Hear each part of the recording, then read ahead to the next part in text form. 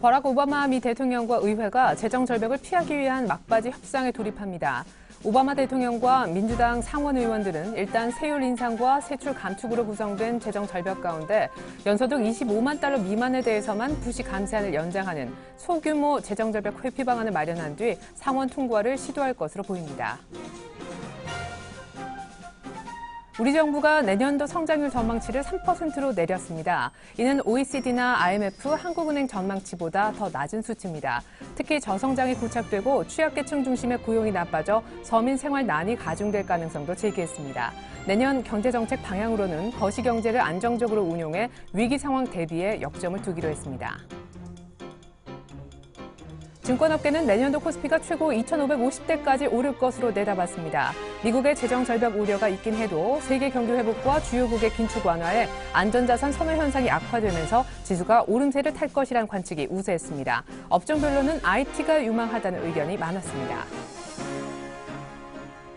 SK그룹과 CJ그룹이 기업 회생 절차를 진행하고 있는 대한해운 인수전에 참여한 것으로 알려졌습니다. 이에 따라 SK해운을 계열사로 두고 있는 SK그룹과 대한통운을 인수해 물류 사업을 확장하려 하는 CJ그룹 간 경쟁이 치열할 것으로 보입니다. 이들은 내년 1월 초 예비 실사를 거친 뒤 21일 본입찰에 참여할 계획입니다.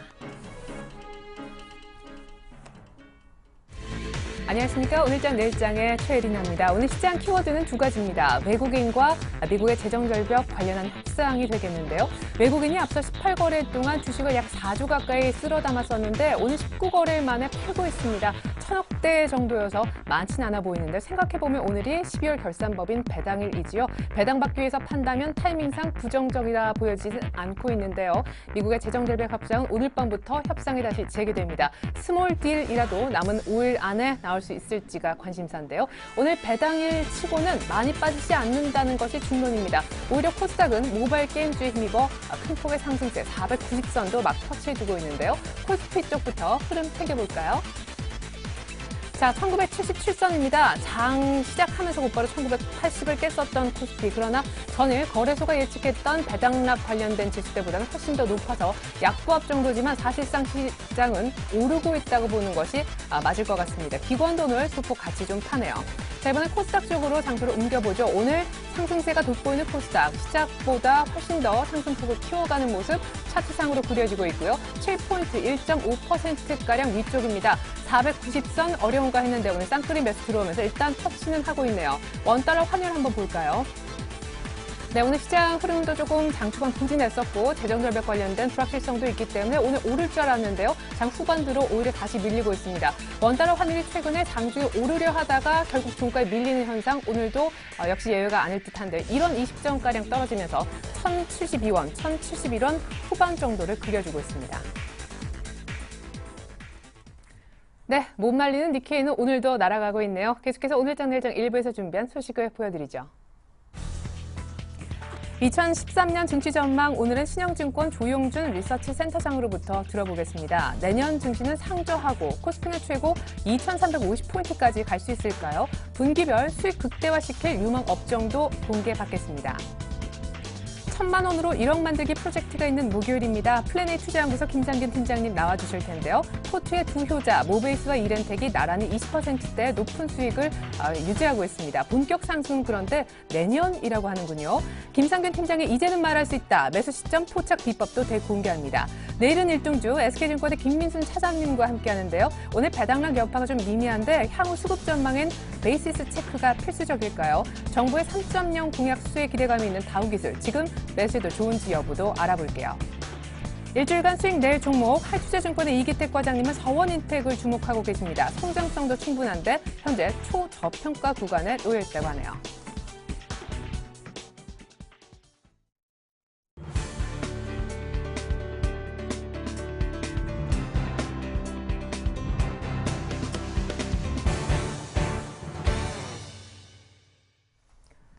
(2013년) 증시 전망 센터장에게 듣는다. 오늘은 신영증권 조용준 리서치 센터장 연결해서 자세히 의견 들어보도록 하겠습니다. 조 센터장님 안녕하세요. 예, 안녕하십니까. 네.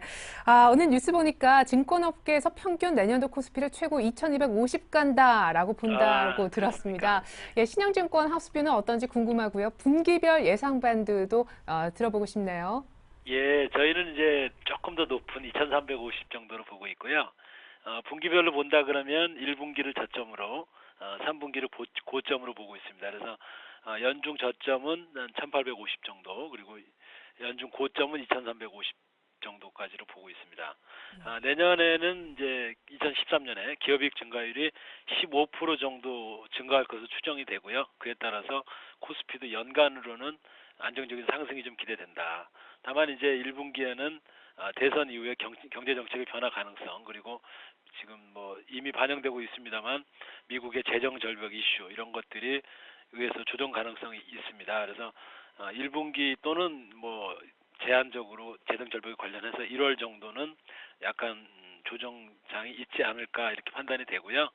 하지만 지금 국채 금리가 2.8% 수준, 2.9% 수준이고 회사채 금리가 3.3%인 반면에 우리 상장 기업들의 ROE가 그 4배인 12%에 달합니다. 그래서 미국에서 부동산 경기가 살아나고 글로벌 위험 자산 선호가 시작이 된다면은 저평가되어 있는 우리 한국 주식시장에 좀 장기적인 주가 상승이 있지 않겠나 이렇게 판단하고 있습니다. 예. 3분기가 내년도 고점이 되지 않을까. 일반적인 평균보다 한 100포인트 더 위쪽인 2,350이 최고일 것이다.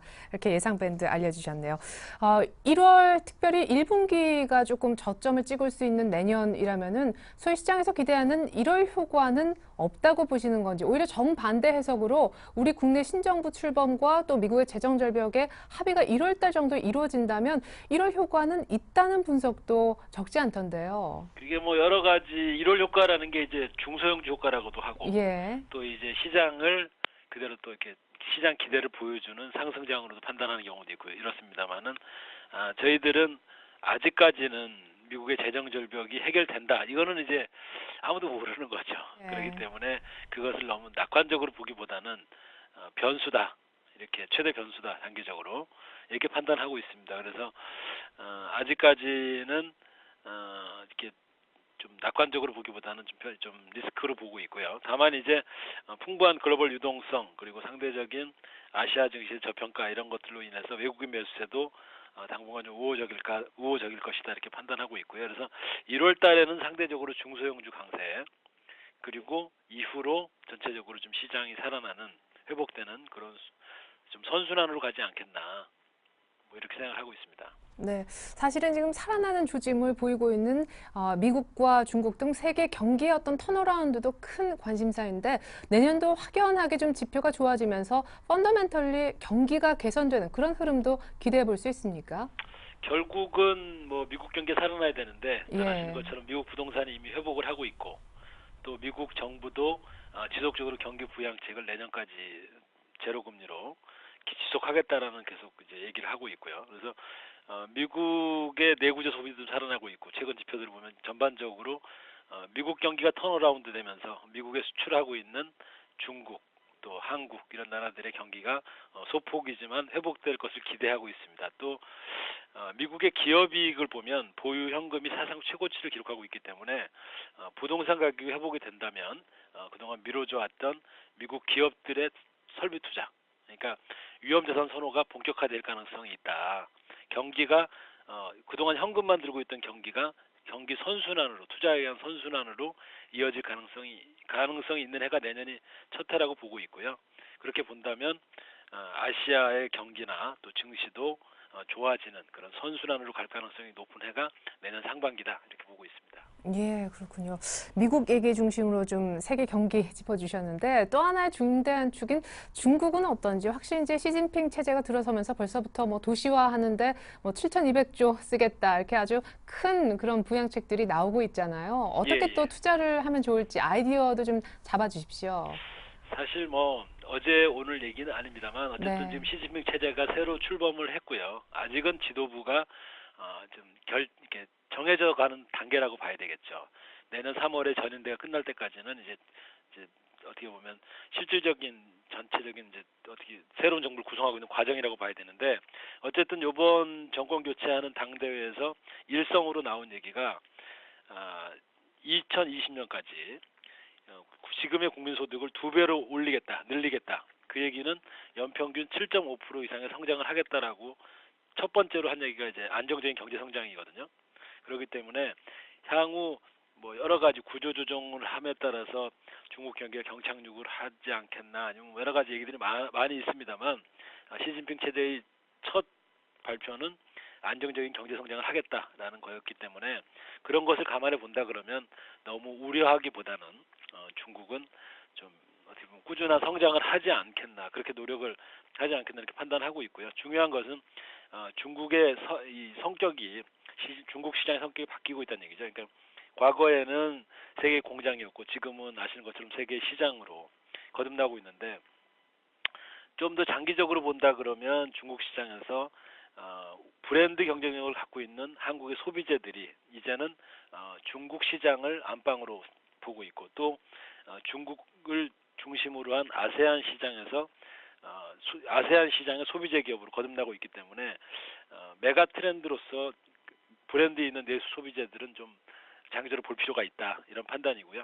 그리고 이제 다만 전인대 이후로 3, 4월 이후로 신정부 출범에 따른 투자 수요가 확대될 것으로 예상이 되기 때문에 그동안 저평가되어 왔던 철강 화학주들도 좀 투자해볼 만한 시기가 되고 있는 것 아닌가, 이렇게 판단하고 있습니다. 예.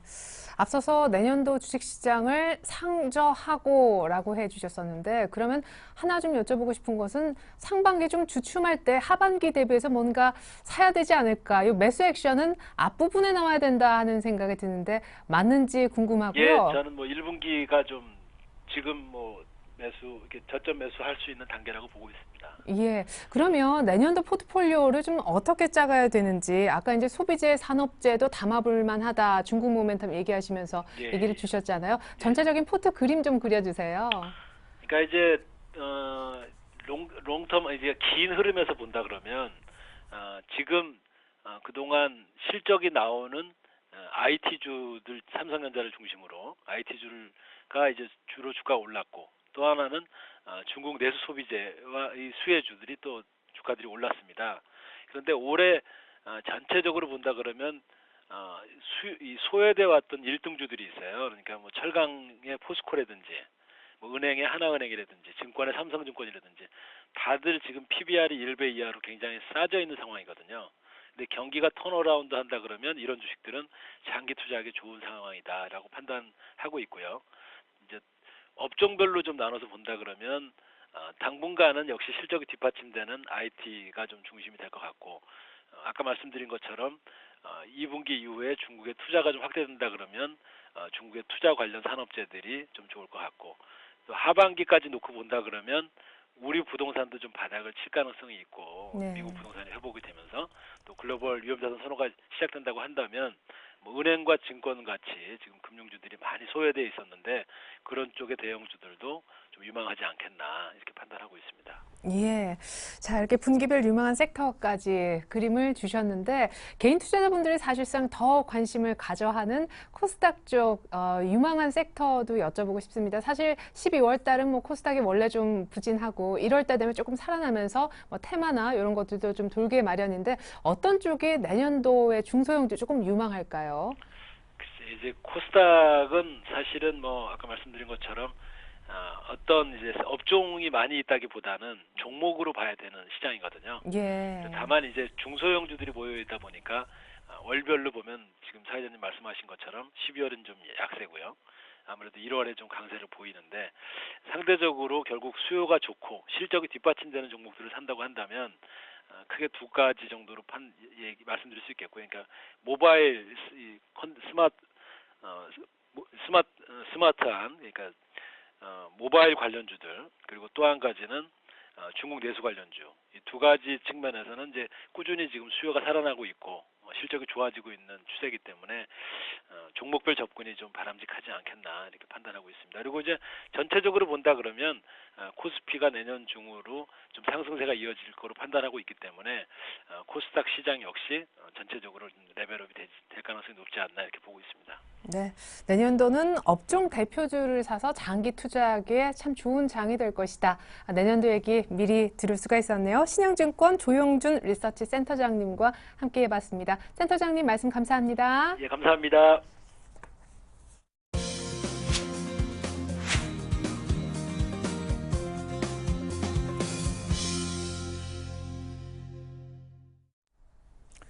네, 이번에는요, 내일 갈 일정주 미리 찾아보는 시간 갖겠습니다. SK증권의 김민수 차장님 이미 연결이 돼 있군요. 안녕하세요. 네, 안녕하십니까. 네, 이 배당락 관련해서 이제 외국인들이 딱 오늘 또 매도로 돌아서는 시장이 약간 약보합이지만 예상보다는 덜 빠지고 있는 것 맞죠? 네, 그렇습니다.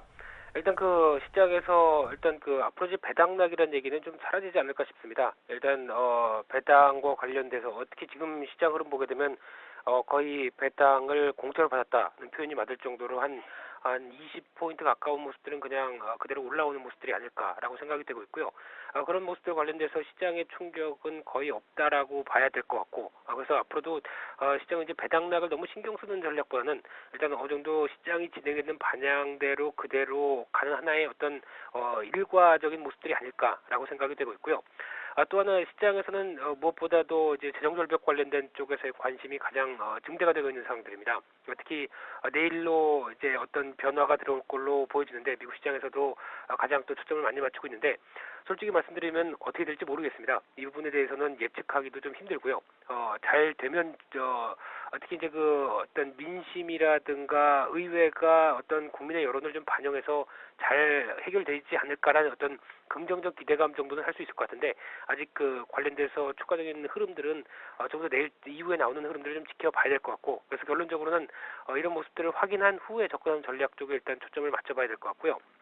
일단 그 이면은 그 시장에서 유동성도 풍부하고 그리고 유럽과 중국 어떤 일본 쪽에서도 시장 흐름들이 안정적으로 움직이는 측면들이 좀 더 있는 상황들이기 때문에 일단 충격이 온다고 하더라도 어떤 지금 나오는 유동성으로는 충분히 어느 정도 좀 커버를 할 수 있지 않을까라는 관점적으로 그래서 반대로 보게 되면은 그런 모습들 때문에 주가가 하락하게 되면 오히려 그쪽도 하나의 또 한 번은 좀 기회가 될 수 있지 않을까라는 관점도 한번 보셔야 되기 때문에 무조건 재정절벽이 이번 시한 때 안 됐다고 해서 시장에 대해서 충격이 크고 그래서 그거에 대해서 너무 민감하게 대응하는 쪽은 아니라 오히려 그만큼 반대적으로 유동성이 풍부한 만큼 어떤 시장이 또 소화를 하려고 하는 움직임들도 좀 크겠다라는 관점 쪽으로도 해석을 한다고 한다면 오히려 하락하면 또 매수의 관점 쪽으로 보는 시장 흐름들이 맞지 않을까 생각되고 있고요. 또 하나 이제 그 시장의 그 배당락 이후에 이제 그 베이시스에 좀 관심을 좀 두셔야 될 것 같습니다. 보통 어제까지 해서 배당락 이후의 베이시스가 거의 한 3포인트 이상 콘텐고를 유지하면서 초강세 특히 시장이 강한 추세적인 대세 상승세의 어떤 베이시스까지 좀 보여주고 있었던 모습들인데 이런 모습들 쪽에서 변화되는 모습들을 좀 더 지켜봐야 될 것 같고요.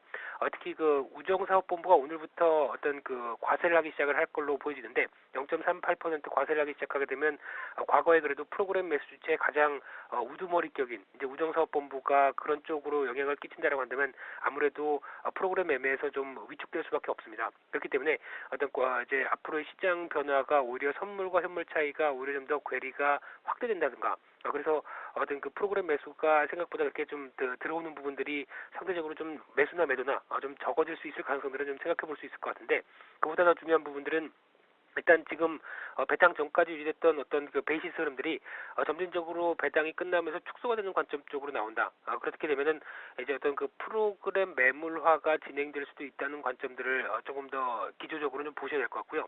그렇다고 한다면 저희 시장이 항상 프로그램 매물, 그러니까 배당과 관련된 프로그램 매물로 고생을 했었던 경험이 한 2월, 3월, 4월 이런 때는 좀 고생을 했었던 측면들이 좀 있기 때문에 내년 1월 중반 이후에 베이시스가 축소가 되기 시작하면서 프로그램 매도세가 이끌어질지 특히 이런 때는 항상 보게 되면 어떤 시장의 어떤 이슈와 어떤 지난번에는 계속 같이 이어졌던 부분들이 유럽 위기였었고요. 그리고 또 그 전 재작년 같은 경우는 어떤 조금 말도 안 되는 얘기였진 하지만은 뭐 아랍 위기들, 아랍 시장에 대한 얘기들까지도 같이 연결되면서 나왔던 모습들이기 때문에 이슈화되면서 이 프로그램 매물화가 어떤 식으로 진행되는지도 조금 더 지켜봐야 될 것 같습니다.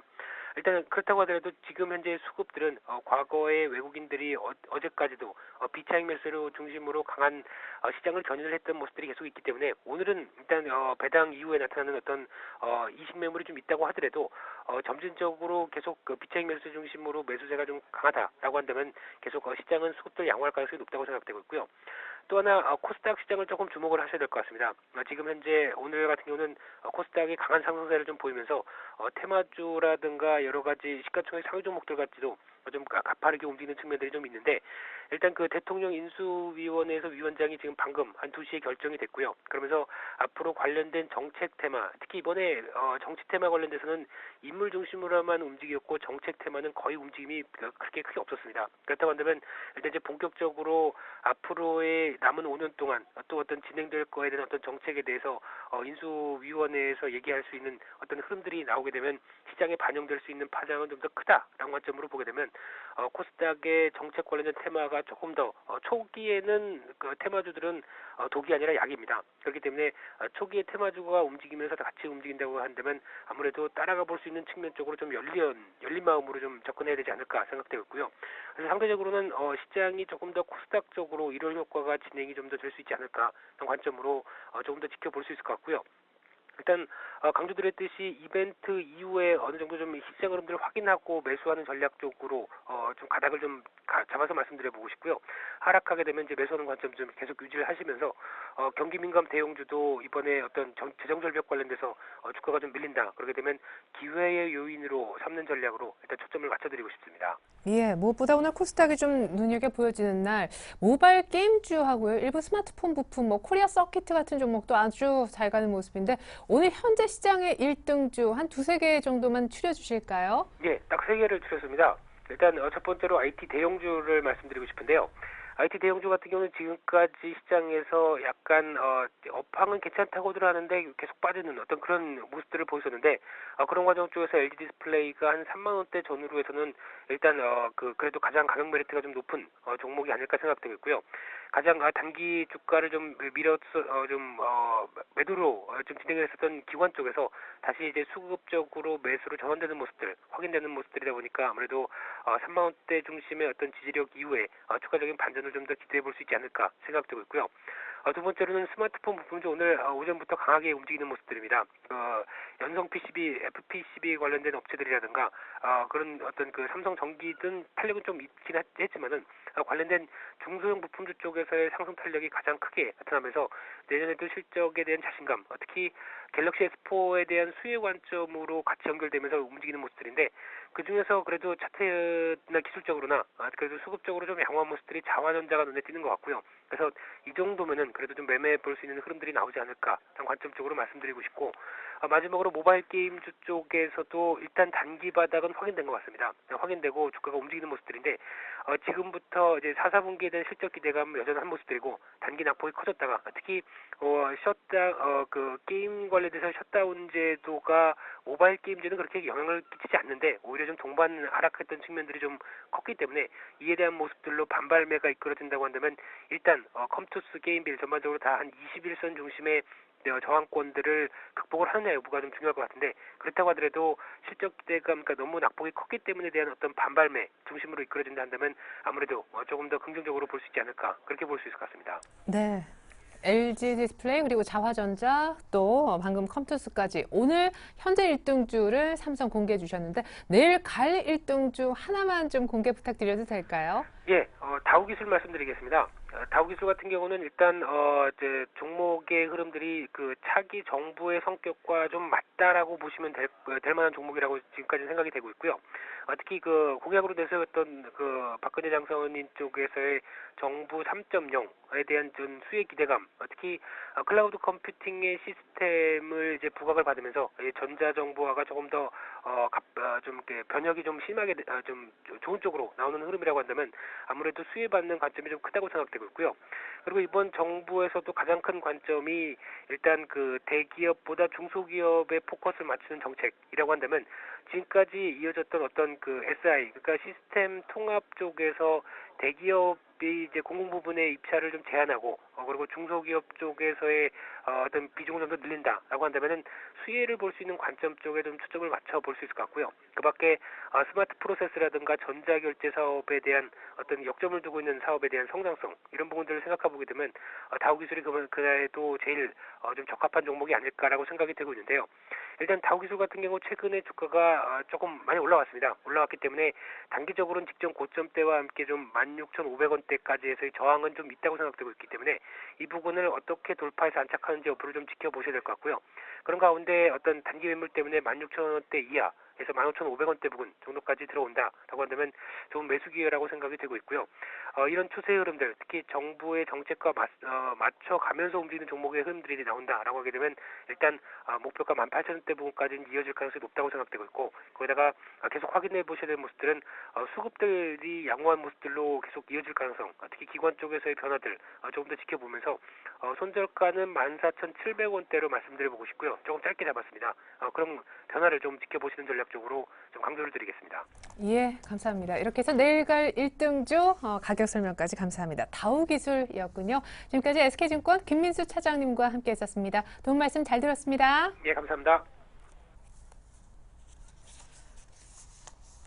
네, 대통령 인수위 인선 결과는 지금 계속해서 속속 발표가 되고 있음을 알려드립니다. 자, 오늘 참 재미있습니다. 삼성전자가 가만히 있다가요, 갑자기 1.7% 뜨면서 코스피도 배당락은커녕 상승으로 분위기를 바꾸었습니다. 현재 기관도 순매수로 돌아선 그런 상황이 되겠는데요. 계속해서 일주일 동안 수익 낼 종목 알아보는 7일간의 수익 다이어리 코너 진행을 해보겠습니다. 다이어리부터 펼쳐보죠. 자, 오늘의 왕관은요, 이정복 대표님의 링네트가 쓰고 있네요. 자, 링네트 오늘 사실상 배당락 관련해서 낙폭이 8%가량 나오는데 어제 익절하라는 그 라인에 지금 걸려 있습니다.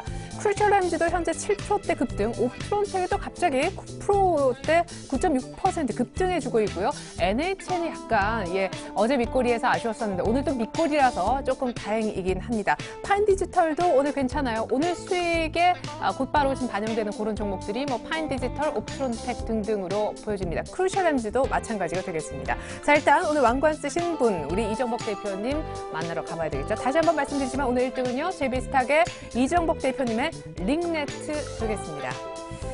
자, 링네트 오늘 좀 빠지는데 배당락 관련된 영향 때문인 건지, 정말 이 정도에서 수익 실현하는 것이 맞는 건지 이정복 대표님 연결해보죠. 안녕하세요. 네, 안녕하세요. 네, 어제 목표가 함께 이제 손절 익절할 수 있도록 라인을 높여주셨는데 거기에 걸리네요. 네.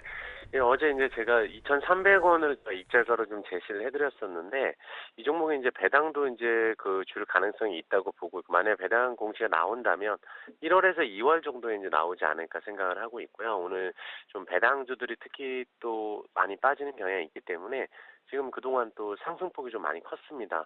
그래서 저점에서 거의 다이렉트로 25% 정도가 올랐던 종목이기 때문에 지금은 한번 쉬어간다고 보고 있고요. 만약에 이제 이익 실현을 못 하신 분이라면 지금은 또 좀 같이 투매에 동참하는 건 좋지가 않다고 보고 있고, 오히려 조금 우상향으로 진행을 해준다면 다시 한번 위로 치고 갈 가능성은 충분히 열려 있다 이렇게 말씀드릴 수 있겠고요.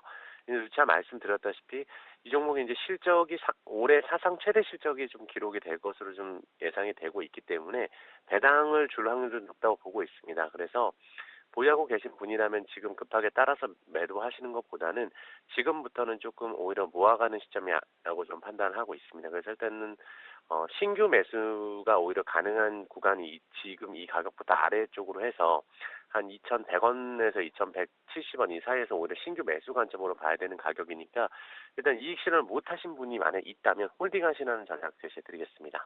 예, AS 링네트 들어봤습니다. 이정복 대표님의 AS였습니다. 왕관 쓰신 거 다시 한번 축하드립니다. 감사합니다. 네, 감사합니다. 네.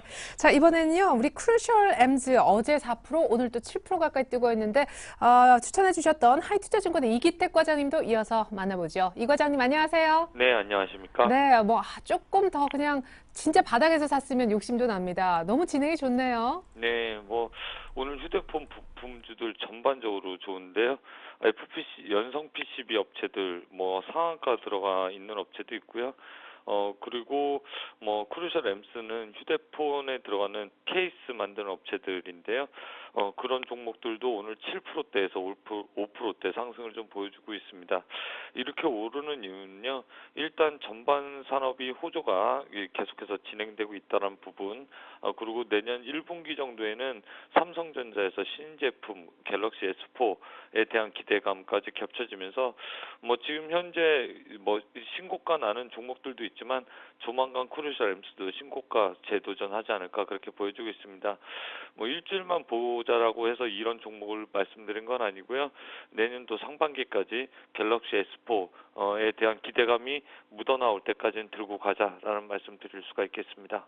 예, 감사합니다. 크루셜엠즈 이제 이렇게 해서 신고가 계속 쭉쭉쭉 낼 것 같다. 조금만 더 들고 가보자라는 AS였고요. 오늘 추천주도 또 휴대폰 부품주 쪽에서 하나 고르셨다면서요? 예, 그렇습니다. 오늘은 서원인텍이라는 종목인데요. 네. 네, 서원인텍 다소 생소하신 분들 계실 겁니다. 오늘 신고가를 기록하는 종목 중에 하나인데요. 서원인텍 같은 경우는 아시겠지만 휴대폰 부품에 들어가는 키패드와 부자재, 그리고 와이브로 사업을 좀 하는 업체인데요. 스마트폰 회로, 그러니까 보호회로라고 볼 수 있는 2차 전지에 들어가는 보호회로 등을 만드는 업체입니다. 삼성전자 1차 벤더이기 때문에요. 보통 알기 쉽게 설명을 드리자면 우리가 음량을 높이거나 낮추거나 아니면 파워를 키거나 할 때 거기에 들어가는 그 버튼이 있잖아요. 그런 버튼들도 휴대폰 기자재, 부자재 등을 생산하는 국내 넘버원 업체다 그렇게 보시면 되겠습니다. 아이패드 미니 미국에서 출시하고 난 다음에 그런 쪽에서도 러브콜이 있어서 일단 삼성전자를 비롯한 글로벌 업체들한테 러브콜이 좀 있는 종목이다 그렇게 보시면 되겠고요. 무엇보다도 삼성전자가 내년에 베트남 공장 올해 최근에 들어갔던 게 8조 원인데 내년도에 신규로 8조 원 정도 추가 증설 가능합니다. 이에 따라서 같이 동반 진출한 플렉스컴 그리고 서원인텍 이런 종목을 좀 보셔야 된다라는 말씀 드릴 수가 있겠고요.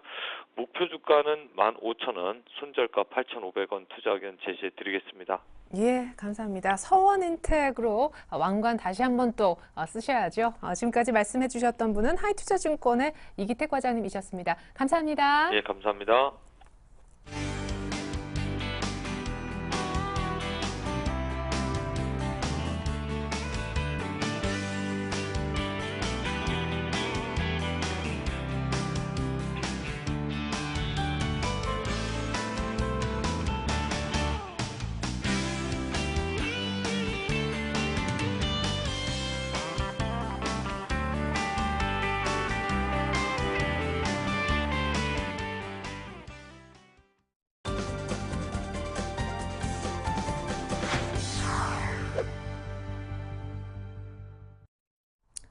시장 필요 없다. 종목 그리고 종목에 대한 수익률만 중요하다 하시는 분들은 지금부터 주목해 주시기 바라겠습니다.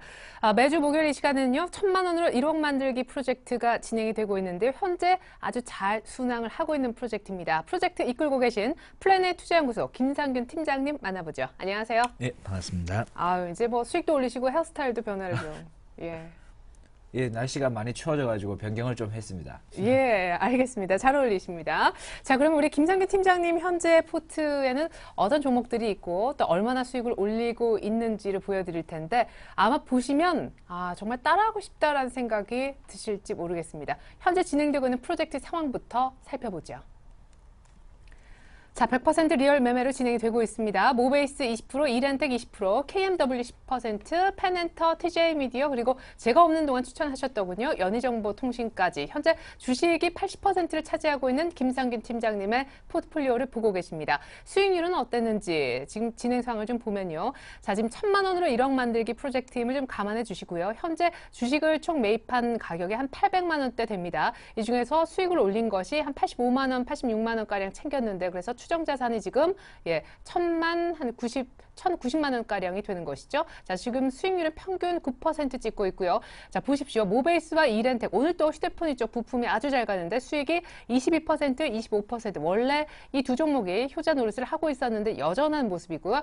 KMW가 손실폭이 좀 컸었는데 거의 매수가까지 올라왔습니다. 오늘도 급등해서 이제 앞으로가 기대가 됩니다. 자, 페넌터가 아직 조금 부진하고요. TJ 미디어도 아직은 마이너스입니다만 최근에 추천해 주셨던 연희정보통신은 수익을 내어주고 있네요. 자, AS 들어가 볼까요? 예, 맨 처음 모베이스 먼저 얘기를 하겠습니다. 앞 시간에 잠깐 얘기를 했지만 베트남의 그 동반 성장하는 휴대폰에 대해서 베트남 부분에서 동반 성장하는 업체들에 지속적으로 주목할 필요성이 있다라고 이미 언급을 계속 하셨는데 마찬가지로 모베이스와 이렌텍 역시 베트남에 동반 성장하고 있는 업체라 보시면 되겠습니다.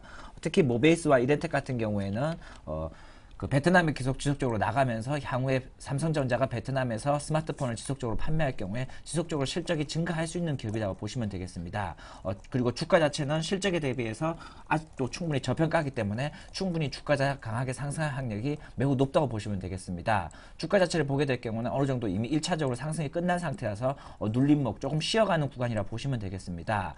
그렇지만 실적에 대비해서 주가 자체가 싸기 때문에 장기적으로 끌고 갈 경우에는 최소한 3개월에서 6개월까지는 어느 정도 길게 보시고 내년도 반기까지는 들고 가신다고 꾸준히 모니터링을 하시면서 들고 가신다고 생각하셔야 됩니다. 기타 다른 종목들도 마찬가지입니다. 너무 짧게 접근하기보다는 길게 장기적으로 접근하셔가지고 어느 정도 수익을 길게 끌고 가시는 전략이 유효할 것으로 보이겠습니다. 예, 자 그러면은 뭐 기본 한 6개월 내지 더 길게는 한 8개월 정도까지도 이렇게 장기 투자를 감안해서 지금 포트에 다 놓고 계시는데 뭐 소위 말하는 단타성 종목은 아까 보여드린 포트에는 지금 없는 걸로 저는 알고 있습니다. 자, 지금 현재 이미 수익이 한 20%대 낮지만 내년이 더 기대가 된다라는 관점에서 얘기를 주셨는데 그러면 지금 거의 목표가 1차 목표가에는 거의 다 근접한 종목들이 많습니다. 목표가 상향하실 의향은 없으십니까? 예, 목표가 자체를 상향하도록 하겠습니다. 주가 자체가 어느 정도 강한 흐름을 보이면서 1차적인 모습 상승 탄력은 끝났고 이제는 앞으로는 2차적인 탄력을 기다릴 수 있기 때문에 주가 자체가 실적 대비해서는 충분히 저평가 구간이라 볼 수가 있겠습니다. 그렇기 때문에 목표 주가 자체를 우상향으로 꾸게 올리도록 하겠습니다. 모베이스 같은 경우에는 내재가치 실적 대비해서 약 6배에서 7배 수준이었던 목표가 2만 원을 제시해드리도록 하겠습니다. 오, 예. 예, 이렌텍 같은 경우에도 기존 목표가 8,000원에서 더 장기적으로 만 원까지 제시해드리도록 하겠습니다. 모베이스와 이렌텍 같은 경우에 이렇게 실적 자체를 증가하게 큰 이유를 둔 가장 큰 이유가 그 휴대폰 케이스 업종 같은 경우에는 멀티 증착이라는 공정이 있었습니다. 갤럭시 S3에 약 20% 들어가던 멀티 증착이라 보시면 되겠는데 그 멀티 증착 부분이 이번에 신규 투자에서 빠지게 되었습니다. 그렇기 때문에 그 부분에 대해서 향후에 실적이 더 수율이 더 나올 수가 있고 그 자산가치적인 측면이라든지 여러 가지 수율적인 측면에서 충분히 더 나올 수 있기 때문에 실적이 증가할 수 있다고 보겠습니다. 그렇기 때문에 목표가 자체를 크게 우상향으로 올리도록 하겠습니다. 네, 모베이스 2만 원, 이렌텍 만 원, 이렇게 기존이 한 15,000원, 18,000원이 2만 원으로 기존 목표가가 8,000원이었던 이렌텍도 목표가를 만 원으로 올리겠다고 얘기를 주셨습니다. 전 사실 오늘 가장 궁금한 부분이요, 이 KMW인데요. KMW가 효자 노릇을 같이 해준다면 이거는 쌍두마차가 아니라 뭐 거의 마차 3개가 이끌고 갈 수 있는 그런 포트가 되거든요. 예. 지금 마이너스를 다 만회 있어요. 예, KMW 같은 경우에도 장기적으로 봤을 때는 LTE 시장은 지속적으로 성장할 것으로 보고 있습니다. 특히 RRH 소형 기지국 부분에서 향후에 지속적으로 증가할 것으로 보고 있습니다. 특히 일본에서 큰 대규모 수준을 예약되고 있기 때문에 지속적으로 KMW는 관심을 가질 필요성이 있습니다. 그리고 오늘 최근에 어느 정도 큰 상승을 보였던 여러 가지 이유가 있겠는데 박근혜 대통령이 당선이 되면서 그 부분에서 신사업 부분에서 그 KMW가 지속적으로 수혜를 받을 수 있다는 입장이 나오면서 주가 자체가 강한 흐름을 보이고 있습니다. 실적 대비해서 싸면서도 아직까지 주가적인 매력이라든지 모멘텀도 훌륭하기 때문에 KMW 역시 목표가를 16,000원으로 우상향으로 올리고 지속적으로 홀딩을 해서 수익률을 극대화하는 전략을 제시하도록 하겠습니다. 네, 그럼 팀장님 잠시만요. 지금 차트 좀 보면서 얘기 이어갔으면 좋겠는데 차트가 지금 나가고 있네요. 오늘 10% 넘게 오르면서 또 한 번의 신고가거든요. 근데 사실은 냉정히 김상균 팀장님은 이미 요 전 고점에서 사셔가지고 오늘 거의 매수가 부근에 온 것이잖아요. 예. 지금 신규 매수 가능한죠? KMW. 예, 제가 봤을 때 KMW 같은 경우는 장기적으로 봤을 때는 지금 가격도 충분히 나쁘지 않다라고 보였습니다. 오늘 너무 급등하니까요, 또. 그렇죠. 급등을 했지만은 짧게 보시게 될 경우에는 지금 박스권을 거래량이 어느 정도 나오면서 상향 돌파하는 모습을 볼 수가 있겠습니다. 전형적인 박스권 돌파 형태로 볼 수가 있기 때문에 네네. 오히려 지금 구간에서 급등을 해서 따라잡는 부분도 충분히 나쁘지 않다고 보시면 되겠습니다. 그렇지만은 오늘 10% 이상 급등해서 올라오기 때문에 바로 신규 매수를 해서 큰 비중으로 들어가기보다는 기존에 매수하지 못했던 분들은 지금부터 분할 매수로 꾸준히 접근하시는 전략이 유효할 것 같습니다. 주가 자체를 너무 단기간으로 일주일, 보름 이렇게 보지 마시고 어느 정도 길게 보실 경우에는 특히 KMW도 내년도 반기까지 실적이 좋을 것으로 예상하기 때문에 꾸준히 그 반기 전까지는 꾸준히 매수를 해서 홀딩하는 전략을 제시되도록 하겠습니다. 네, 이 종목도 이제 오늘 10% 올라서 13,500원인데 목표가를 15,000원에서 16,000원으로 올리겠다라는 얘기를 해 주셨습니다. 자, 이번에 조금 부진한데요. 요 앞에 한 두세 종목하고도 조금 분위기가 달라서 왜 그런가 이유가 궁금합니다. 페네터와 TJ미디어, 뭐 연희정보통신은 괜찮은데요. 예, TJ메이드 같은 경우에는 과거에 고배당주로 유명한 종목이었습니다. TJ미디어도 배당나게 되면서 오늘 잠깐 이미 배당을 받았기 때문에 그 부분에서 이익 실현 물량이 나오고 있다고 네. 보시면 되겠습니다. 특히 TJ미디어 같은 경우는 내년도 상반기에는 올해 상반기가 너무 좋지 않았습니다. 일본의 대지진의 영향으로 노래방 그 판매 부분에서 지속적으로 좋지 않았지만은 내년 같은 경우에는 지속적으로 현재 신규 제품, 특히 신규 제품이 올해 10월, 11월, 12월 이렇게 나가고 있습니다. 약 3만 대의 이미 수주가 나와 있는 상태고 올해는 5천 대가 판매가 되었습니다. 올해 말 그 4분기 실적, 내년도 1, 2분기의 실적이 지속적으로 작년도 대비, 올해 대비해서는 지속적으로 좋을 것으로 예상하기 때문에 오히려 TJ미디어 같은 경우는 배당락이 나왔음에도 불구하고 꾸준히 분할 매수, 특히 TJ미디어 같은 경우는 기저 효과가 충분히 좋기 때문에 오히려 지금 가격에서 꾸준히 분할 매수 접근하는 것도 좋다고 보겠습니다. 좋은 가격은 3,000원에서 3,200원대까지 조금만 더 가격 자체가 조금만 더 좋은 가격으로 내려오면은 충분히 매수해서 매수에 동참하는 것도 나쁘지 않을 것 같습니다. 예, 알겠습니다. 자, 이렇게 해서 이제 페넨터하고요, TJ미디어 얘기를 한번 들어봤고, 연희정보통신도 뭐 짧게 한 말씀, 이거 제가 추천하실 때 얘기를 못 들어가지고. 예, 연희정보통신 같은 경우에는 소주법인과 천진법인, 중국에 있는 법인에 대해서 지속적으로 실적이 증가할 것으로 얘기하고 있습니다. 특히 그 OLED 부분에서 천진 부분에서 현재 총 18개의 라인이 있는데 현재 5개의 라인만 가동이 되고 있습니다. 즉 지금부터 매출이 발생하고 있다고 보시면 되겠습니다. 4분기 같은 경우에는 큰 실적으로 보기에는 어렵겠지만은 내년도 실적을 좋을 것으로 예상하기 때문에 마찬가지로 연희정보통신도 눌림목 구간, 지금 당장 바로 분할 매수로 지금 당장 급하게 많이 매수하기보다는 주가 자체는 분할 매수로 꾸준히 접근하시는 전략이 유효할 것으로 보입니다. 펜엔터테인먼트 같은 경우에도 올해의 4분기 실적은 높은 실적을 기대하기 어렵습니다. 하지만 내년도부터는 좋은 실적을 기대할 수가 있습니다. 특히 임대 부분에서도 지속적으로 나오고 있고 특히 해외 품문단이 일본에서 1월달부터 방송이 되도록 예정되어 있습니다. 모멘텀 부분도 훌륭하기 때문에 4,000원에서 4,500원 그 박스권을 작은 박스권을 보이고 있기 때문에 이 눌림목 구간이라 생각하시고 지금부터 분할 매수하는 것도 나쁘지 않겠습니다. 기존에 보유하신 분들도 크게 흔들림 없이 작은 수익에 만족하지 마시고 꾸준히 홀딩을 해서 목표가를 도달하신 것을 권해드리도록 하겠습니다. 네, 자, 이렇게 이제 수익률이 좋으시고요. 지금 1,000만 원에서 1억 만들기 프로젝트가 아주 잘 가고 있습니다. 이렇게 수익률 계속해서 꾸준하게 유지하시는 비결, 저는 사실 궁금한 거는 효자 노릇하는 이 두 종목 정도가 20%대 수익에서 별로 안 흔들리고 계속 더 수익을 시간이 갈수록 쌓아간단 말이죠. 지난주엔 사실 마법 공식을 갖고 종목을 고른다라고 얘기해 주셨는데 오늘도 뭐 비법 하나. 예, 오늘 가지고 나온 것은 종목을 보고 나서 매수 시점을 과연 어떻게 잡을 것인가에 대해서 고민을 해보자고 나왔습니다. 매수 타이밍 잡기. 예. 특히 이제 매수 타이밍 같은 경우에 보통적으로 차트 얘기를 많이 하게 됩니다. 차트 급소 부분, 뭐 눌림목 구간에서 접근을 한다거나 박스권을 상향 돌파한다거나 뭐 삼각형이라든지 여러 가지 캔들 모양에 대해서 매수를 많이 얘기를 하고 있습니다. 예, 하지만 주가 자체는 차트보다는 오히려 기본적 분석에 충실하다는 것이 더 좋다고 보시면 되겠습니다. 차트보다? 예, 그렇습니다. 차트를 반대해서 향하지는 않지만은 너무 차트 1순위를 둔다면은 차트를 보기보다는 먼저 기본적 분석에 대해서 1순위를 두고 그 다음에 차트를 후순위로 지켜보시는 게 더 좋을 것 같습니다.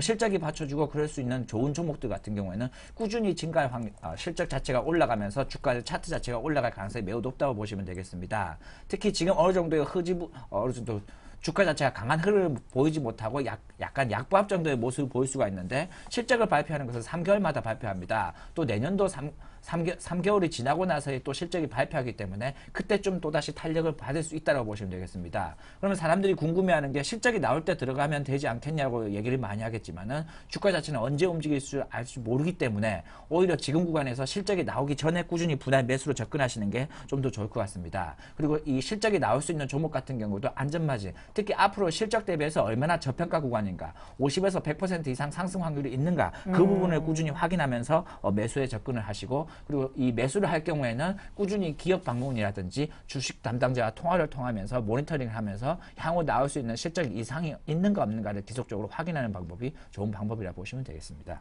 예.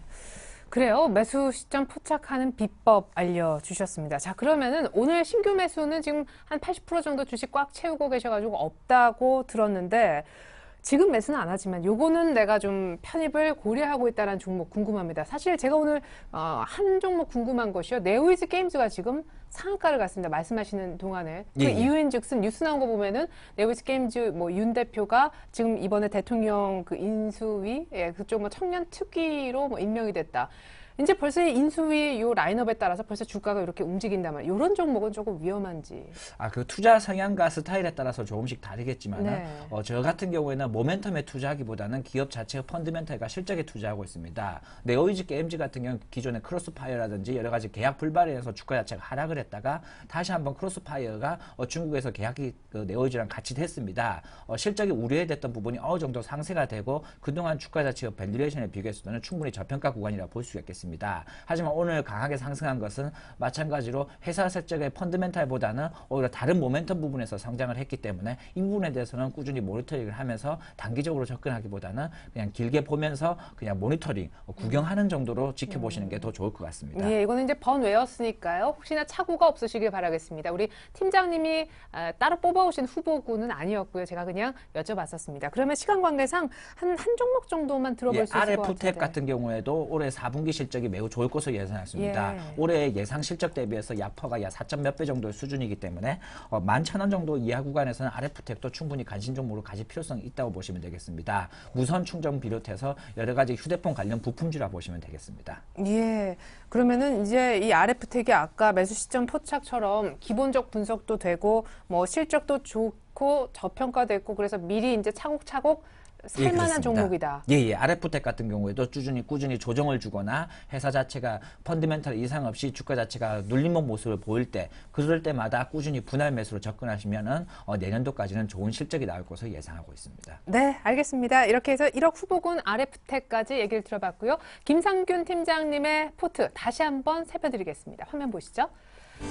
자, 1,000만 원으로 1억 만들기 프로젝트 김상균 팀장님 포트입니다. 현금 20%에 종목 1, 2, 3, 4, 5, 6, 6개로 80% 채우고 계신데요. 20% 비중 큰 모베이스와 이렌텍이 효자입니다. 수익 보시면 효자라는 것이 실감이 되실 텐데 수익 보실까요?